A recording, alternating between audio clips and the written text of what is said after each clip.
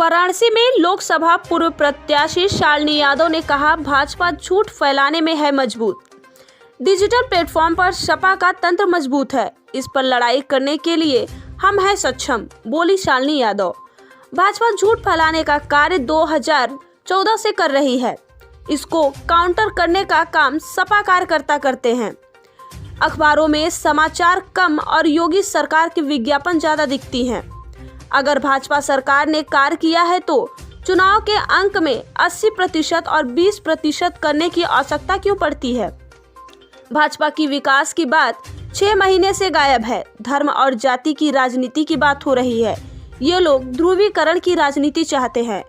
2019 के लोकसभा चुनाव में उप विजेता रही शालिनी यादव मोदी के सामने सपा से लड़ी थी चुनाव। देखिए क्या कह रही हैं शालिनी यादव। इन लोगों को लाभ मिलता रहा है, क्योंकि अब नहीं मिल रहा था तो इसलिए तो उसी पे रोक लगा रहे थे। ट्विटर पे पोस्ट करिए तो बैन कर देंगे, उसको ब्लॉक कर देंगे। तो अब ये उनके लिए नुकसानदेह हो गया एक तरीके से, क्योंकि अब जब पहले आए तो लोगों ने, अब देखिए घर घर गांव में लोगों के पास मोबाइल है, जो न्यूज आपको मिलती है, हमें यहाँ मिलती है, उनको भी वहाँ मिल जाती है। अब इसका फर्क तो आया है, पहले इन्हीं के पास था, अब सबके पास है, उनके झूठ को उजागर किया जा रहा है।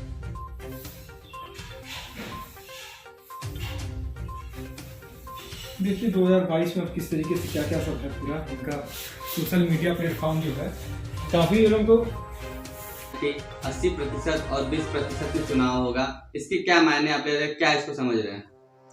ये वही समझ रहे हैं जो योगी जी कहना चाह रहे हैं और हमेशा से जो कहते आ रहे हैं।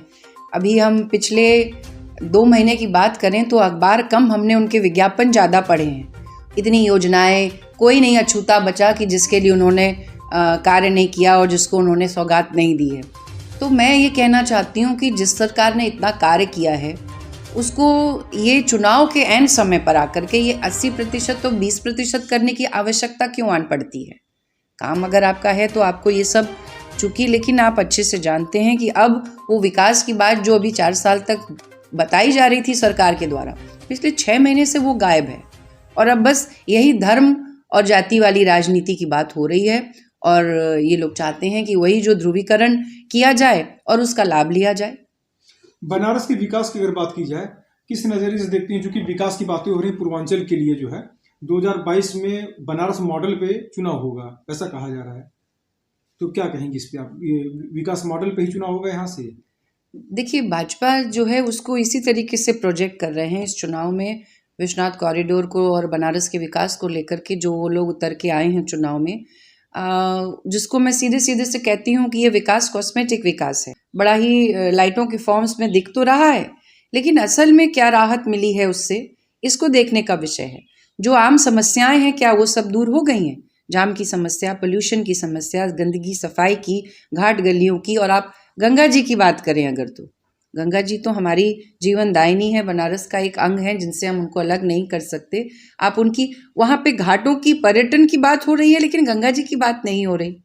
क्यों नहीं हो रही आप अच्छे से जानते हैं। अभी भी उसमें नाले जो है वो बहाए जा रहे हैं, और जो ये इन्होंने घाटों के सौंदर्यीकरण के नाम पे जो उनसे साथ छेड़छाड़ की है, उसका रिजल्ट है कि अभी देखिए वहाँ हरे शैवाल आकर के जमे थे, जो कभी इतिहास में 80-100 साल में लोगों ने यहाँ पे जो गंगा जी रोज जाते हैं उन लोगों ने नहीं देखे थे। तो ये सब जो छेड़छाड़, अभी आपने नहर भी देखी है, 1000 करोड़ की आपकी उसकी एक वो प्रोजेक्ट था जो एक नहर बनाई जा रही थी रेती पार पे, उसका क्या हश्र हुआ आप अच्छे से जानते हैं।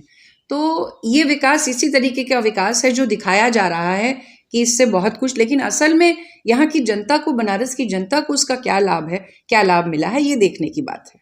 चुनाव पार्टी को देख रही थी। देखिए भाजपा झूठ फैलाने में मजबूत है, और डिजिटल प्लेटफॉर्म की बात करें तो हमारा भी तंत्र जो है वो बड़े अच्छे से मजबूत है, और हम उस पर ये लड़ाई, हम उस पर भी उन पर लड़ने में सक्षम हैं।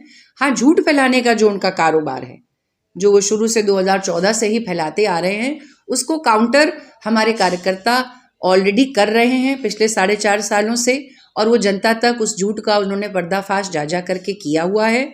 और रही बात अब इन 2 महीनों की, तो जो प्लेटफॉर्म पे कोरोना को देखते हुए जो भी चुनाव आयोग ने उसका पालन करते हुए हम लोग भी उसी डिजिटल प्लेटफॉर्म से इसको मजबूती से उस लड़ाई को उनके सामने लड़ने के लिए तैयार हैं। भाजपा नेता कह रहे हैं कि अखिलेश यादव चुनाव से डर गए हैं, वो अपनी हार मान ली, इसलिए इस तरीके के बयान दे रहे हैं कि भाजपा डिजिटल में मजबूत है।